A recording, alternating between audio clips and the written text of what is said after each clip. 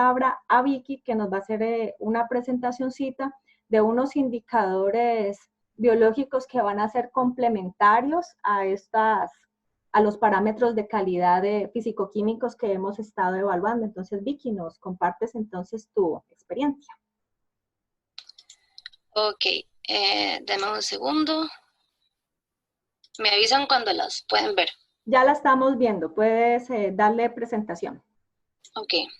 Bueno, entonces, así como decía la profe, hace como 2 semanas vimos para el caso de Costa Rica 2 decretos, uno que era el de vertimentos y este que es de clasificación de la calidad de cuerpos de agua superficiales. Es el 33903 y lo que nos establece son 2 formas de cuantificar esta calidad.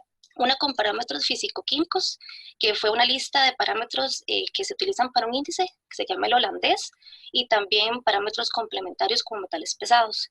Sin embargo, hay otros existentes que son los biológicos, que son los que yo les voy a exponer, que son los macroinvertebrados o insectos acuáticos. Y esto es fundamental porque cuando uno hace un muestreo in situ, vamos a tener una historia de la contaminación que únicamente lo vamos a tener a través de algún grupo taxonómico, que en este caso serían los insectos, pero también pueden ser peces. Y lo que hacen ellos es bioacumular en sus tejidos ciertos contaminantes que nos permiten a nosotros saber desde cuándo está presente un metal pesado o un contaminante o a qué se debe, si es por descargas u otra razón. Entonces, antes de empezar, es importante definir qué es un indicador y en este caso, qué es un bioindicador.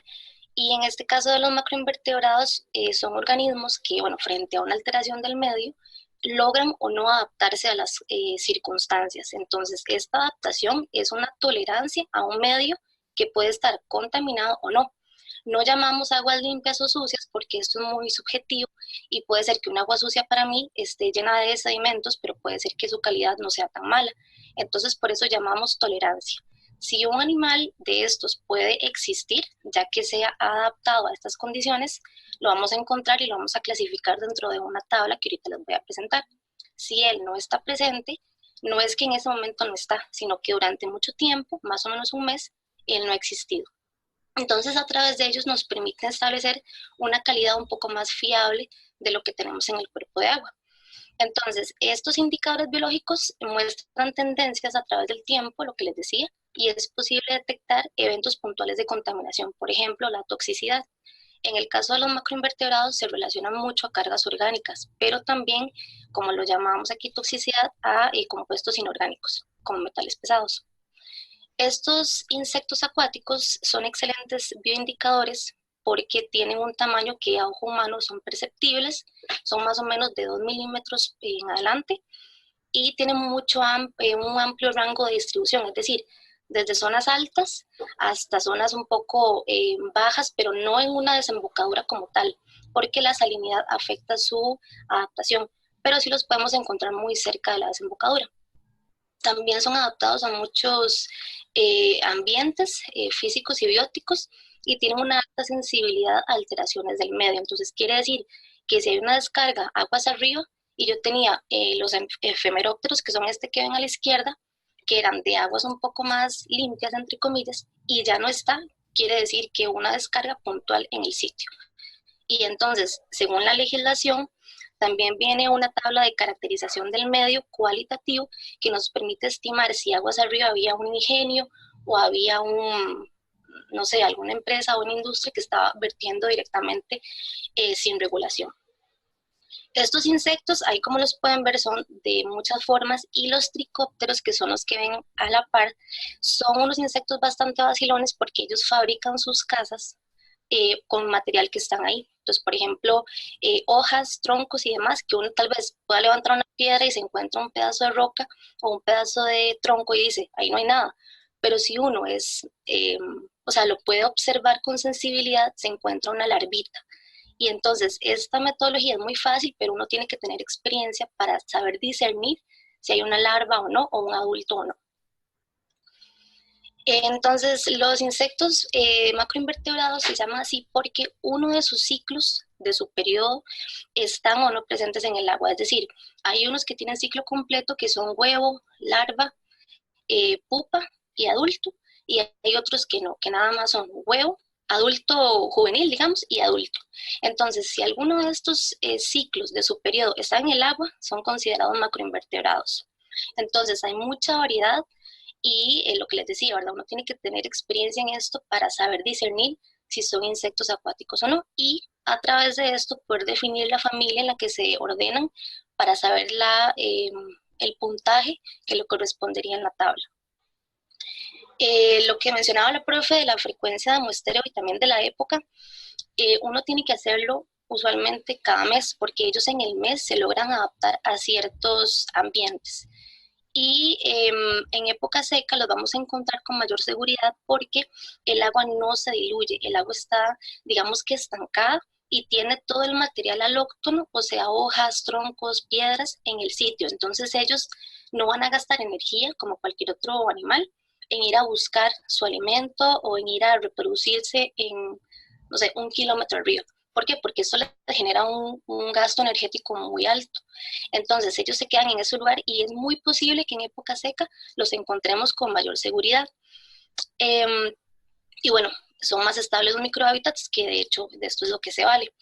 Ahí podemos ver otros macroinvertebrados como los anélidos, que son gusanos, y estos no sé si los han visto en cuerpos de agua y sobre todo cuando hay descargas de fincas porcinas, porque hay ciertos tratamientos que se hacen en las fincas con plantas de tratamiento, y si no hay tratamiento previo y descargan toda la cochinada, digámoslo así, al río directamente, uno puede encontrar este tipo de gusanos que son rojos y que se aglomeran.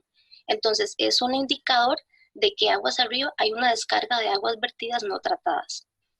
También hay otros, los dípteros, que son del orden de los zancudos, de los mosquitos y de las moscas, que son la familia Chironomidae. Estas larvas son muy comunes y se asocian sobre todo a lugares de sitios urbanos, y por aquí vienen toda la parte, digamos, sanitaria en cuanto al dengue y a todos estos que se han encontrado, porque siempre se asocian a carga orgánica. Y ya en la desembocadura, no sobre todo en la parte final, sino que un poco antes, son muy comunes los fícidos, que son moluscos, que nada más su presencia nos establece un bajo puntaje en la tabla de los macroinvertebrados. Esta es la tabla que les hablo, y como pueden ver al lado izquierdo tenemos el cuadro que es el puntaje de las familias identificadas para Costa Rica. Este índice del BMWP es digamos, está adaptado para Costa Rica porque se inició en Colombia, pero ya tiene años de estar tomando datos y como validando el índice. Entonces, a la izquierda podemos encontrar el puntaje de más alto a más bajo. En la segunda columna encontramos los órdenes, que en el pie de página, digamos, está los órdenes que corresponde, y a la par están las familias. Entonces puede ser que yo tenga el orden díptera, que tenga 50 familias, pero no todas quieren decir que son de mala calidad. Entonces, por eso la persona que tiene que hacer este análisis tiene que saber muy bien, por lo menos, llegarle a familia. Para los que no son biólogos, nosotros siempre nos gusta establecer, bueno, obviamente el filum, el orden, la familia, el género y la especie, pero muchas veces llegarle a género es complicadísimo. Entonces este índice no es que subvalora los datos, pero únicamente llega a familia. Entonces uno lo que hace acá es establecer el puntaje, nos va a permitir un nivel de calidad según este índice, pero adicional uno podría decir, bueno, tenemos la presencia de ciertas familias, pero también encontramos géneros y hasta especies que según los datos de tal y tal, en tal río, nos corrobora que la calidad del agua es mala. Entonces así nos podemos como librar un poco a nivel científico, que estamos dando un valor real y fiable de lo que encontramos en ese momento. Ahora, ¿cómo es que nosotros llegamos a obtener los macroinvertebrados? En realidad la metodología... Antes de que pases, me surgen dos preguntas ahí en la diapositiva anterior. Digamos, en esta clasificación, ¿cierto? Bueno, de la tabla del lado derecho, entre mayor es el valor del índice BMWP, ¿cierto? Representa una mejor calidad. Entonces, si ya me devuelvo al cuadro 5 del lado izquierdo, digamos, los organismos que están presentes en aguas de mejor calidad, ellos son los que en esta tabla van a tener puntajes más altos. Ajá. Ok, y me surge entonces otra duda.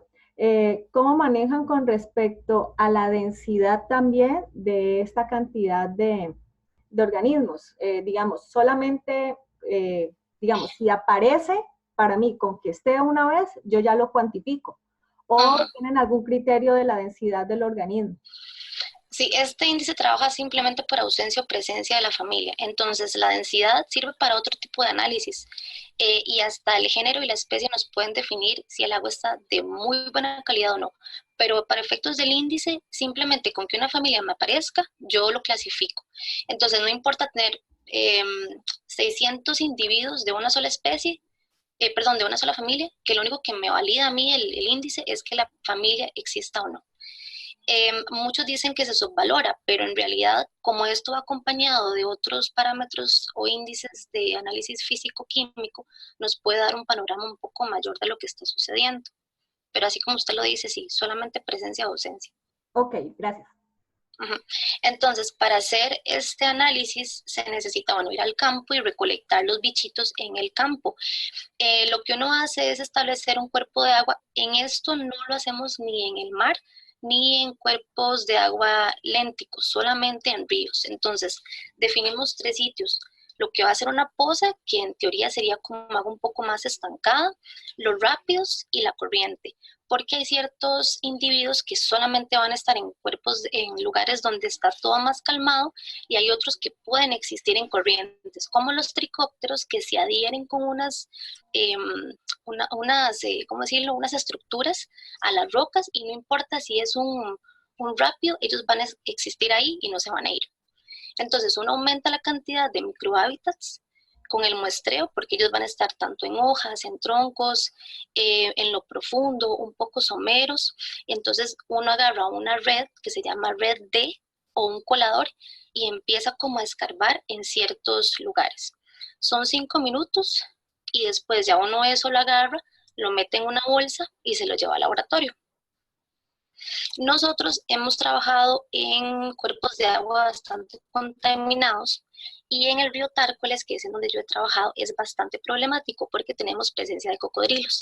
Entonces, no nos vamos a fiar de meternos 5 minutos al agua, porque obviamente en un minuto vamos a ser comidos.